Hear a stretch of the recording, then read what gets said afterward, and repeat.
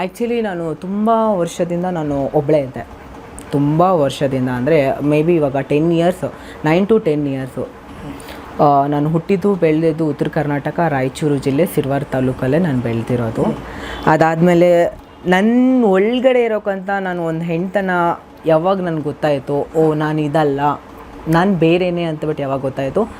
ಅದಾದಮೇಲೆ ನಾನು ಆಪ್ರೇಷನ್ ಮಾಡ್ಕೊಂಡೆ, ನಾನು ಚೇಂಜ್ ಆದೆ, ನಾನು ಕಂಪ್ಲೀಟ್ಲಿ ಫುಲ್ ಚೇಂಜ್ ಆಗಿಬಿಟ್ಟಿದ್ದೆ. ಒಂದು ಕಡೆಯಲ್ಲಿ ನಾನು ಚೇಂಜ್ ಆಗಿದ್ದೀನಿ ಅನ್ನೋಕ್ಕಂತ ತುಂಬ ಖುಷಿ, ಇನ್ನೊಂದು ಕಡೆಯಲ್ಲಿ ನಾನು ಚೇಂಜ್ ಆದಕ್ಕೋಸ್ಕರ ನನ್ನ ಜೊತೇಲಿ ಯಾರೂ ಇಲ್ಲ ಅನ್ನೋಕ್ಕಂಥದ್ದು ಒಂದು ದುಃಖ. ನಾನು ಯಾವಾಗ ಚೇಂಜ್ ಆದೆ ಅವಾಗ ನಾನು ಪ್ರೊಫೆಷ್ನಲ್, ನಾನು ಮೆಹಂದಿ ಆರ್ಟಿಸ್ಟ್ ಆಗಿದೆ. ಹಾಂ, ಸೊ ನನ್ನ ಕೆಲಸ ಹೋಯಿತು, ನನ್ನ ಜೊತೇಲಿರೋಕ್ಕಂಥ ಫ್ರೆಂಡ್ಸ್ ಹೋದರು, ಎಲ್ಲರೂ ಹೋದರು. ತುಂಬ ಅಂತೆಲ್ಲ ಅಂದರೆ ತುಂಬ ಅನ್ಲೋನ್ಲಿ ಫೀಲ್ ಆದೆ ತುಂಬ ವರ್ಷಗಳಿಂದ, ಒಂದು 4-5 ವರ್ಷಗಳಿಂದ. ನನಗೆ ಆ್ಯಕ್ಟಿಂಗಲ್ಲಿ ಅಂದರೆ ತುಂಬ ಹುಚ್ಚು.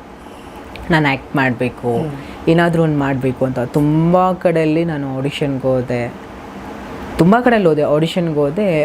ಲೈಕ್ ಕೆಲವೊಂದು ಕ್ಯಾರೆಕ್ಟ್ರಿಗೆ ಅವ್ರವ್ರದ್ದೇ ಆಗಿರೋಕ್ಕಂಥ, ಇವಾಗ ನೀವು ಒಬ್ಬರು ಡೈರೆಕ್ಟ್ರು, ನಿಮ್ಮ ಮೈಂಡಲ್ಲಿ ಇರುತ್ತೆ ಇವಾಗ ನನ್ನ ಕ್ಯಾರೆಕ್ಟರ್ ಇಂಥದ್ದೇ ಬೇಕು, ಅಂಥದ್ದೇ ಬೇಕು ಅನ್ನೋದಿರುತ್ತೆ. ನಾನು ಅವ್ರನ್ನ ತಪ್ಪು ಅಂತಬಿಟ್ಟು ಹೇಳ್ತಾಯಿಲ್ಲ.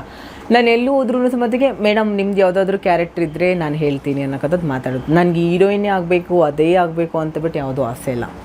ನನಗೊಂದು ಸೈಡ್ ರೋಲ್, ಯಾವುದಾದ್ರೂ ಒಂದು ಕಸ ಬಳಿಯೋಕ್ಕಂಥ ರೋಲ್ ಕೊಟ್ಟರು ದಟ್ ಫೈನ್. ನನಗೆ ನನ್ನ ಕ್ಯಾರೆಕ್ಟರ್ ಮಾಡೋಕ್ಕೆ ನನಗೆ ಇಷ್ಟ ಇಲ್ಲ.